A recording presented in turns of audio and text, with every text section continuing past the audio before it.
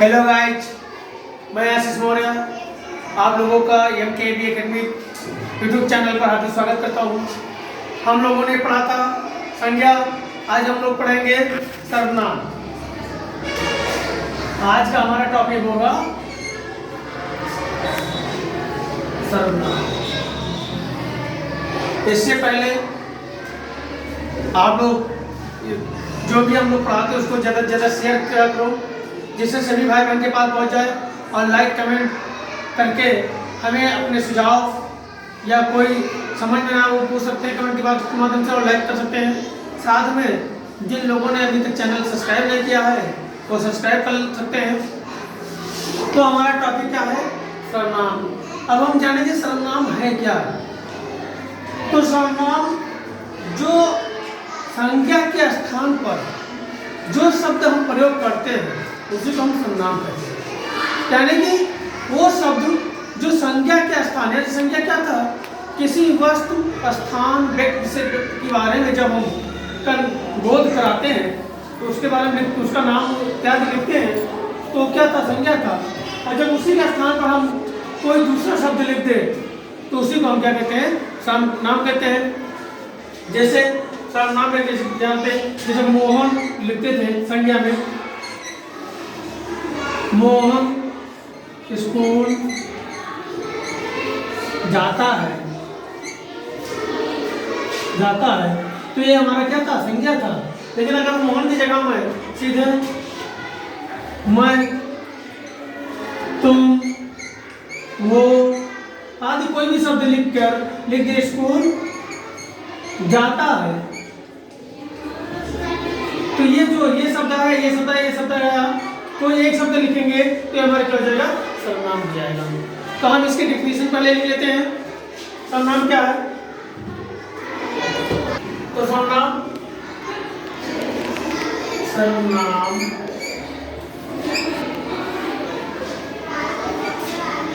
उन शब्दों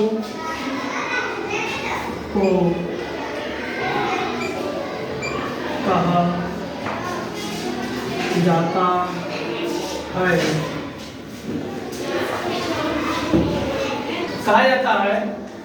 जिनका प्रयोग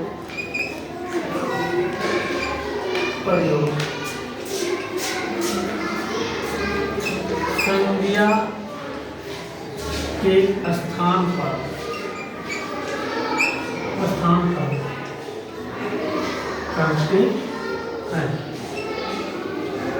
करते हैं। अर्थात किसी व्यक्ति, स्थान, वस्तु आदि के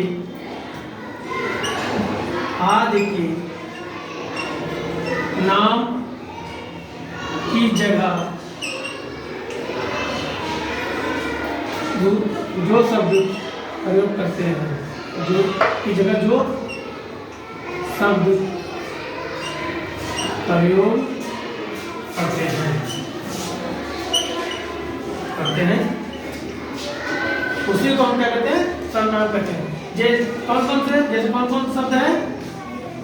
जैसे हम, तुम, वो, आप, जो, सो, हमारा, तुम्हारा आदि ऐसे 11 शब्द आते हैं जो सब आदि ऐसे 11 सर्वनाम शब्द हैं जो हम संज्ञा के स्थान पर प्रयोग करते हैं। तो ये आपको समझ में आ गया होगा सर्वनाम क्या है। सर्वनाम उन शब्दों को कहा जाता है जिनका प्रयोग संज्ञा के स्थान पर किया जाता है। अर्थात किसी व्यक्ति, स्थान, वस्तु आदि के नाम की जगह जो शब्द प्रयोग करते हैं। जैसे हम, तुम, वह, आप, जो, सो, हमारा, तुम्हारा। जैसे उदाहरण के लिए अभी जो हमने बताया था कि उदाहरण देख सकते हैं यहाँ पर। उदाहरण उदाहरण, मोहन स्कूल जाता है। तो ये शब्द क्या था?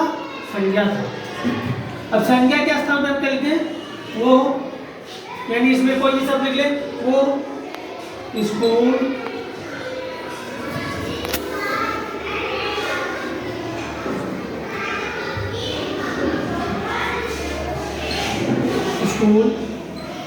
जाता है। तो संज्ञा के स्थान पे क्या लिख दिया? वो। तो ये हमारा क्या हो गया? सर्वनाम शब्द हो गया। कौन सा शब्द हो गया? सर्वनाम शब्द हो गया। ठीक है, तो ये समझ में आ गया होगा। अब हम इसके प्रकार पढ़ेंगे, यानी भेद। तो अगर स्क्रीनशॉट लेना चाहते हैं तो स्क्रीनशॉट ले लें, या नोट करना चाहते हैं तो नोट कर लें।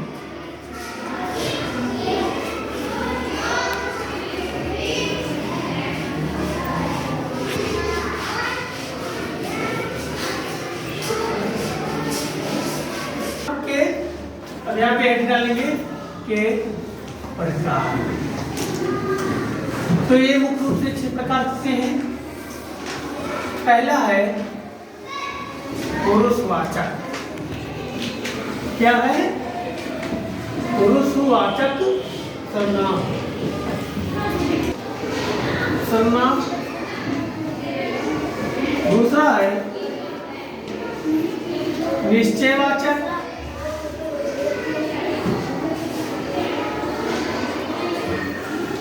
सर्वनाम। तीसरा है अनिश्चय।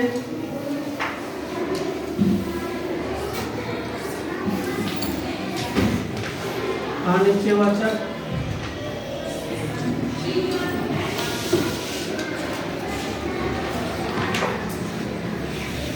चौथा है प्रश्नवाचक।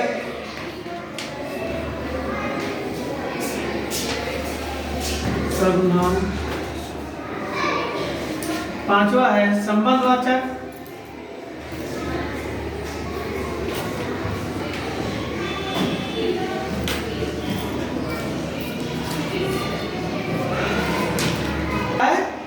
निजवाचक।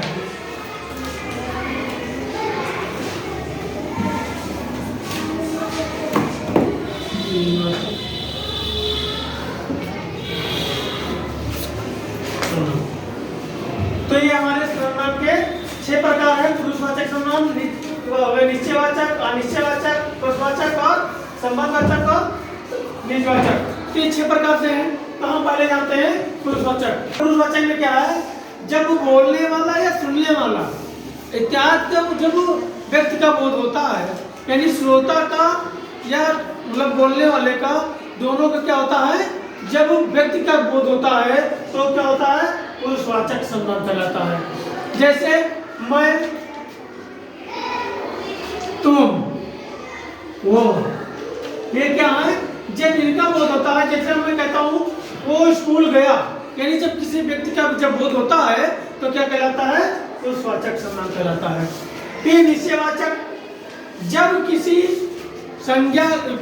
किसी सर्वनाम या संज्ञा का बोध जब एक निश्चित की ओर होता है, यानी ऐसे शब्द सर्वनाम के शब्द जो एक निश्चित की ओर संकेत करता है, उसको क्या कहते हैं? निजवाचक कहते हैं। जैसे मैं स्कूल गया, मैं स्कूल गया, तो ये निश्चित है। वो स्कूल गया, उसने खाना खा लिया, ये क्या है? निश्चित है कि उसने ये काम कि निश्चयवाचक सर्वनाम जब वो शब्द जब किसी व्यक्ति वस्तु के तरफ इशारा करते हुए, इंगित करते हुए जब वो शब्द का होता है तो क्या होता है? निश्चयवाचक होता है। जैसे मैं स्कूल गया या वो स्कूल गया, यानी हमें उधर क्या करते हैं? इंगित कर दिया। या वो फल रखा हुआ है, फल में हम बता दिए कि वो आम रखा हुआ है, यानी आम की तरफ मैंने इशारा किया और क्या बता दिया? आम रखा हुआ है। अनिश्चयवाचक, तो निश्चयवाचक का अपोजिट होता है, यानी सर्वनाम के वो शब्द जो किसी विशेष यानी किसी वस्तु या व्यक्ति की तरफ इंगित का बोध ना होता हो, यानी कि किसी का क्लियर ना हो रहा हो, बोध ना हो रहा हो, वो क्या कहलाएगा? अनिश्चयवाचक कहलाएगा। जैसे कोई बाहर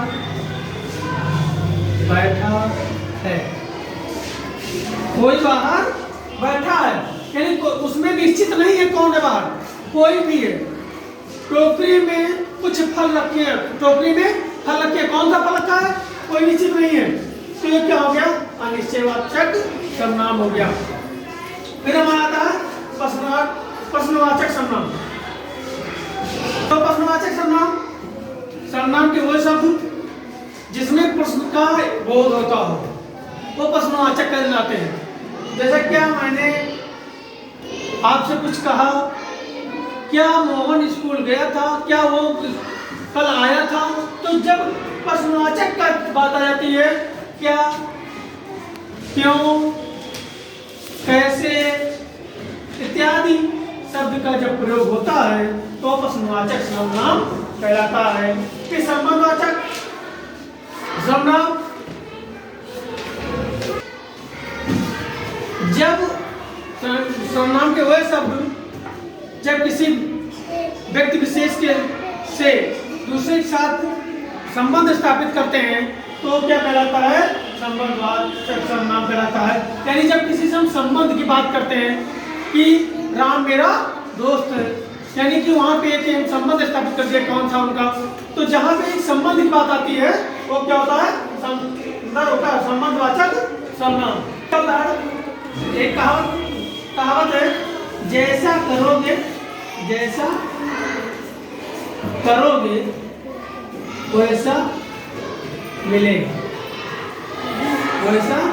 मिलेगा, दिख नहीं रहा है, लेकिन जैसा करोगे वैसा मिलेगा। जहां मैं बाहर लिख दे रहा हूं,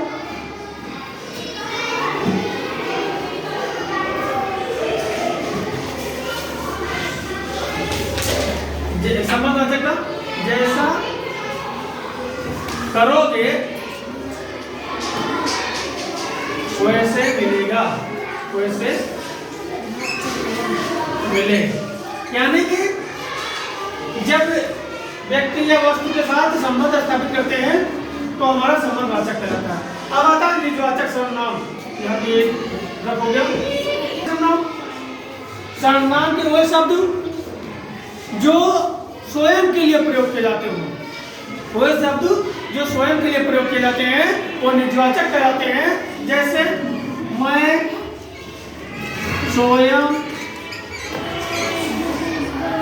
स्वयं अध्यापक से